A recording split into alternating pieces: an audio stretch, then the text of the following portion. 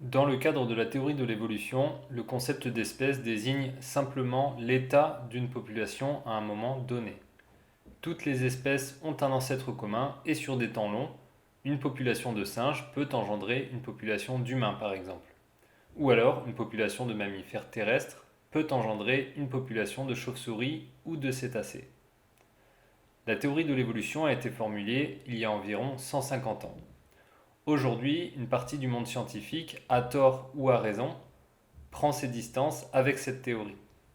La position alternative s'appelle dessin intelligent. D'une certaine manière, le dessin intelligent, c'est plus terre à terre. La théorie dit simplement que des phénomènes aléatoires naturels sont incapables de créer des espèces ou de transformer radicalement les espèces. Ces règles ne s'appliquent pas qu'aux animaux, mais aussi à d'autres systèmes naturels comme les protéines, l'ADN, les cellules animales, etc. Le hasard n'est pas à l'origine de ces choses d'une part, et d'autre part, elles n'évoluent pas, ne se transforment pas au cours du temps. Logiquement, ce modèle implique une première cause intelligente, Dieu ou un être créateur. Du coup, une théorie dit qu'on peut passer d'un singe à un homme, d'un mammifère terrestre à une chauve-souris, l'autre dit que cela n'est pas possible et que ces évolutions n'ont pas lieu. Pour faire pencher la balance d'un côté ou de l'autre, on a tout un tas de disciplines et de champs de recherche qui peuvent nous aider. L'un d'eux est la génétique. S'il y a une évolution, on devrait trouver pour des espèces qui se ressemblent des modes de développement similaires, des structures génétiques très proches, quasiment identiques. Et si ce n'est pas le cas, on devrait facilement identifier les mécanismes en jeu dans la transformation des espèces, et à défaut de les observer dans la nature, on devrait être au moins capable de reproduire l'évolution en laboratoire. Aujourd'hui, on va parler du développement embryonnaire et plus largement de l'ontogénèse. L'ontogénèse, c'est simplement le développement d'un individu du stade monocellulaire jusqu'au stade adulte capable de reproduction. Au cours de l'ontogénèse, les cellules se différencient. Pour les humains, par exemple, le squelette, les muscles, les yeux, le cerveau, les ongles sont formés à partir de cellules qui se multiplient et se spécialisent. Ce développement est gouverné par l'ADN qui est littéralement le programme de développement du vivant. Sur cette vidéo, nous pouvons voir le développement d'un œuf de C. elegans, au départ une seule cellule, à la fin du développement environ 1000 cellules. Les cellules, au fur et à mesure du développement, se spécialisent, se différencient et forment le système nerveux, les organes, etc. Maintenant, on se replace dans la théorie de l'évolution. Quelle est la première chose qu'il faut à l'évolution? La première chose qu'il faut à l'évolution, c'est la variation d'un individu, à la suite de laquelle il y a éventuellement sélection naturelle et élimination des individus moins aptes. Un biologiste suédois, Loftrup, explique cet impératif incontournable pour la théorie de l'évolution. Sans variation, pas de sélection, sans sélection, pas d'évolution. Cette assertion est logique. Dans le cadre d'une espèce qui évolue, la pression de sélection n'a de sens que s'il y a eu en premier lieu une mutation et une variation. Dans le cadre de la théorie de l'évolution, ce sont les mutations génétiques qui sont la source de variabilité. Quand cette mutation survient-elle? Dans quelles circonstances affecte-t-elle le développement? Comment peut-on passer d'une espèce à l'autre? Ça, c'est la question à 1500 francs. On va commencer par définir un terme qui sera employé dans les travaux scientifiques qu'on va citer un peu plus tard, et ensuite on répondra à cette question. Le déroulement de l'ontogénèse est dirigé par ce qu'on appelle des DGRN, Developmental Gene Regulatory Networks. C'est un réseau gigantesque et ultra complexe de gènes qui s'activent à un moment, se désactivent à un autre, activent ou désactivent d'autres gènes et coordonnent la différenciation des cellules et la structuration du corps. Les DGRN de l'oursin pourpre ont fait l'objet de recherches très poussées par exemple. Vous pouvez voir sur cette image les relations entre les gènes et les portes logiques. De retour à la question à 1500 francs. On souhaite savoir comment ce développement embryonnaire peut changer. Comment peut-il être transformé pour aboutir à des formes différentes? La réponse est très simple, le développement embryonnaire ne change pas. Il y a un support expérimental nul pour une variabilité des phases du développement embryonnaire. À un niveau élevé dans la hiérarchie des DGRN, les modifications n'ont pas le même impact. L'expression des gènes est très réfractaire aux modifications car elles conduisent à des parties du corps qui ne sont pas formées ou à des réductions importantes de la viabilité.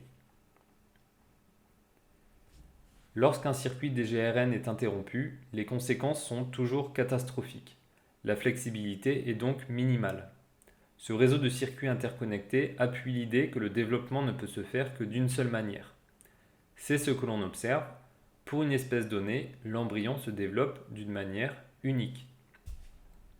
Nous venons de citer Eric Davidson du California Institute of Technology. C'est lui qui le premier a publié ce modèle sur les réseaux d'expression de gènes en 1969. De manière générale, les scientifiques que je cite sont évolutionnistes. C'est le cas de Eric Davidson. Il défendait l'idée que les espèces ont un ancêtre commun. Je souhaite insister sur un point, qu'un scientifique soit bouddhiste, créationniste ou évolutionniste, n'importe qui est libre de proposer des interprétations ou des conclusions qui sont différentes, mais tout de même d'utiliser ses travaux. C'est ce que je fais ici, je cite ces papiers sur les réseaux de gènes, mais pour beaucoup de scientifiques, et notamment Stephen Meyer qui cite ses travaux dans son livre, la théorie de l'évolution n'est pas renforcée par les mécanismes que Davidson décrit, qui sont au contraire en faveur de la fixité des espèces. Le point qu'il fait est important. Le développement embryonnaire qui conduit à la formation d'un individu en bonne santé est réglé plus précisément qu'une horloge atomique. Il y a une succession de gènes qui s'expriment, qui s'activent et se désactivent les uns les autres, de protéines qui interviennent à des endroits précis, de cellules qui se différencient en tissus osseux, peau, organes, cerveau, yeux, ongles, etc. Ce réseau de circuits interconnectés appuie l'idée que le développement ne peut se faire que d'une seule manière. Pour une espèce donnée, l'embryon se développe d'une manière unique. Comme souvent dans les systèmes composites et ultra complexes, changer une seule variable dérègle l'ensemble du déroulement. C'est logique. Chaque espèce a un ADN organisé d'une certaine manière et aussi un programme de développement qui est unique. Dès qu'on touche à des gènes qui sont impliqués dans les premières phases du développement embryonnaire ou la différenciation des cellules, on tue l'individu ou alors on obtient un mutant qui a une viabilité moindre. Ceux qui ont travaillé avec plusieurs formes de développement embryonnaire ont forcément été surpris par la variété énorme de modes de développement embryonnaire au sein du monde animal. Donc, pour faire un résumé, c'est très simple. Les espèces ont des génomes différents. Le réseau de gènes impliqué dans la formation des corps est aussi propre à chaque espèce. Les DGRN, donc toute une partie de l'ADN, ne peut pas changer dans la mesure où dès qu'on touche à ces parties de l'ADN, on tue l'embryon ou alors on obtient des mutants avec une viabilité moindre. D'une génération à l'autre, certaines parties de l'ADN doivent absolument rester les mêmes. Elles ne peuvent pas subir de gros changements et pas non plus subir de micro-changements. Contrairement à ce que la théorie de l'évolution classique prévoit, les micro-changements appliqués à une espèce ne peuvent pas être retenus dans le cadre de l'évolution des formes animales. La variabilité du phénotype, donc l'évolution d'une espèce, est simplement limitée à ce que des mutations aléatoires non létales sont capables de provoquer sur l'organisme. L'occurrence d'une mutation conduisant à des transformations notables sur un individu tôt au stade embryonnaire est extrêmement improbable, simplement à cause des nécessités et du caractère crucial du développement embryonnaire. Les mutations qui surviennent tard, elles, ont très peu de chances d'être généralisées à l'échelle de l'organisme et transmises à la descendance. Les loci qui sont variables dans les populations à l'état naturel ne sont pas à l'origine de transformations adaptatives majeures. Par opposition, les loci qui ont un aspect fondamental dans les transformations adaptatives majeures ne varient pas au sein des populations. Donc, c'est logique, les seules zones de l'ADN qui sont variables sont celles qui ne sont pas impactantes ou faiblement impactantes. Éventuellement, il pourra y avoir sélection naturelle entre des individus qui ont reçu telle ou telle mutation. Certains auront peut-être des maladies génétiques. Très rarement et de manière très circonstanciée, certaines mutations auront éventuellement procuré un avantage à une population. Il peut aussi y avoir séparation entre deux groupes qui ne peuvent plus se reproduire l'un avec l'autre. Cela ne change pas du tout le paradigme général. Les corps, l'arrangement des organes les uns par rapport aux autres, la formation du squelette sont gouvernés par le même programme qui ne change pas et qui est propre à une espèce donnée. Pour une espèce donnée, toute une partie de l'ADN est fixe et ne peut pas changer sans conduire à la mort prématurée de l'individu. Un point rapide sur le chimpanzé et l'homme. Avant les séquençages des ADN, on s'attendait à trouver peu de différence entre le chimpanzé et l'homme. Tout au plus quelques gènes nouveaux d'un côté, des segments supprimés de l'autre, etc. L'image qui se dégage des comparaisons ADN est extrêmement différente. Le chimpanzé est l'espèce la plus proche de l'homme sur le plan génétique. Toujours est-il qu'il y a un fossé entre les deux. Par exemple, entre le chimpanzé et l'homme, le chromosome Y n'a que 47% de gènes codants en commun. Plus de 30% du chromosome Y du chimpanzé n'a pas son équivalent sur le chromosome Y humain, et vice-versa, alors que pour le reste du génome, il n'y a que 2% de différence. L'équipe de David Page a montré que le chromosome Y des chimpanzés n'a que 2/3 de gènes en commun avec le chromosome Y humain, et seulement 47% de gènes qui codent pour des protéines en commun. Ces deux citations viennent du journal Nature, qui est un journal de référence en biologie. En se penchant sur les protéines qui sont les principaux agents responsables de la différence sur le plan phénotypique, on obtient une image différente. Environ 80% des protéines diffèrent d'une espèce à l'autre. Cette autre citation vient du journal Gene, qui est aussi un journal de référence en génétique. Parmi les gènes identifiés, environ 600 ont subi une forte sélection entre la lignée chimpanzé et la lignée humaine. Plusieurs de ces gènes sont impliqués dans le système immunitaire et la défense contre les maladies microbiennes. Je pense qu'ils veulent dire par là que 600 gènes n'ont pas de correspondance d'une espèce à l'autre. Les différences sont très supérieures à ce que l'on attendait. On parle d'une divergence il y a uniquement 6 millions d'années. En uniquement 300 000 générations, on arrive à 300 gènes uniques d'un côté et 300 gènes uniques de l'autre. Ça fait une moyenne d'un gène toutes les 1000 générations. J'ai fait une vidéo sur l'expérience de Lenski qui traite rigoureusement de cette question des mutations et des nouveaux gènes. L'expérience de Lenski est brandie par beaucoup d'évolutionnistes pour montrer que l'évolution est possible, que le génome peut évoluer. Comme souvent, ils ont parlé un peu vite ou étaient imprécis. En 30 000 générations sur des bactéries, Richard Lenski et son équipe n'ont pas obtenu de nouveaux gènes. Étant donné tout ce que l'on vient de voir sur la fixité des espèces, la précision des phases de l'ontogénèse, le caractère unique du développement embryonnaire pour chaque espèce, l'inexistence des mutations qui créent des gènes ou complexifient l'ADN, deux lignées en seulement 300 000 générations obtiennent 600 gènes, obtiennent des protéines qui diffèrent par dizaines de milliers, acquièrent un squelette très différent.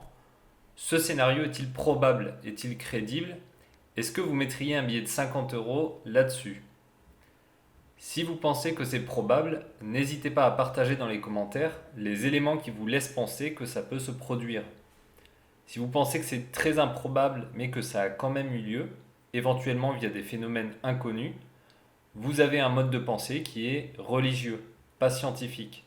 Vous avez un raisonnement et des motivations qui sont de type dogmatique ou religieuse, mais qui ne sont pas fondées sur la science ni sur le réel. Évidemment, vous êtes libre de croire ce que vous voulez. Il sera cependant assez malhonnête d'invoquer la science pour affirmer que hommes et chimpanzés ont un ancêtre commun. De mon côté, je n'ai simplement pas suffisamment d'éléments qui indiquent qu'il y ait eu cette transition ancêtre commun homme et ancêtre commun chimpanzé. Il n'y a que des impossibilités, le scénario est largement contre-indiqué. Les scientifiques qui critiquent ou rejettent l'évolution n'affirment pas sans aucun élément que l'évolution n'a pas eu lieu. Souvent, ils reconnaissent simplement que le support expérimental pour de telles transitions est nul. La théorie de l'évolution n'est pas scientifique dans la mesure où une grande partie de ce qu'elle affirme doit être tenue pour vrai sans pouvoir être vérifiée. Quels éléments indiquent que les étapes de l'ontogénèse peuvent subir des modifications? Que ces modifications peuvent conduire à des corps différents et en bonne santé? Que sur des temps longs, on obtienne des espèces radicalement nouvelles avec de nouveaux gènes et un génome modifié en profondeur? Aucun élément n'indique cela. La compréhension des phénomènes biologiques nous amène vers des conclusions opposées, celles d'espèces qui sont distantes et distinctes les unes des autres, qui ne sont pas reliées par la généalogie, qui au cours du temps conservent leur structure et leurs caractéristiques. Ça fait donc un point pour le dessin intelligent et toujours 0 ou même -1 pour la théorie de l'évolution.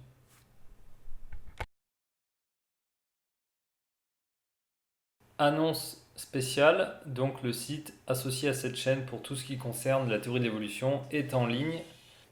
Vous y trouverez les articles en format texte avec évidemment les sources et une page de citation déjà culte.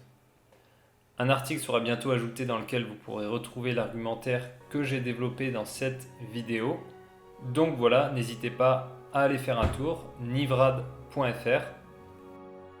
Merci une nouvelle fois pour votre attention et à bientôt.